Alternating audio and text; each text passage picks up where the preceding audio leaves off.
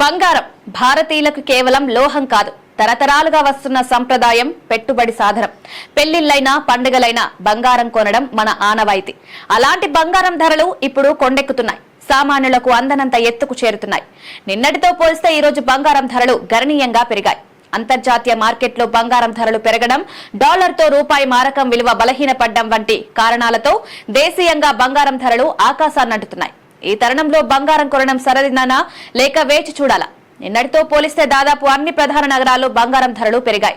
సగటున 22 క్యారెట్ల బంగారం గ్రాముకు హైదరాబాద్ లో 24 క్యారెట్ల బంగారం ధర 8,970 రూపాయలుండగా 22 క్యారెట్ల బంగారం ధర 8,230 రూపాయలుంది. బెంగళూరులో 8,230 రూపాయలుంది. చెన్నైలో 24 క్యారెట్ల బంగారం గ్రాముకు 8,987 రూపాయలుండగా 22 క్యారెట్ల బంగారం గ్రాముకు 8,230 రూపాయలు, 18 క్యారెట్ల బంగారం 6,785 రూపాయలకు చేరింది.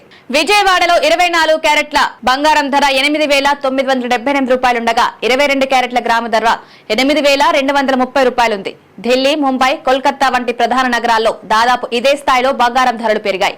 అంతర్జాతీయంగా బంగారం ధరలు పెరగడం దేశీయ మార్కెట్పై ప్రభావం చూపుతోంది. భారతదేశంలో పెళ్లిళ్ల సీజన్ కావడంతో బంగారానికి డిమాండ్ పెరిగింది. ద్రవ్యోల్బణం కారణంగా బంగారం వంటి సురక్షిత పెట్టుబడులపై మదుపరులు ఆసక్తి చూపుతున్నారు.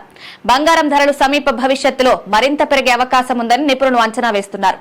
అంతర్జాతీయంగా నెలకొన్న అనిశ్చితి, ద్రవ్యోల్బణం వంటి అంశాలు బంగారం ధరలకు మద్దతిస్తాయని భావిస్తున్నారు. అయితే పెట్టుబడిదారులు జాగ్రత్తగా వ్యవహరించాలని సూచిస్తున్నారు.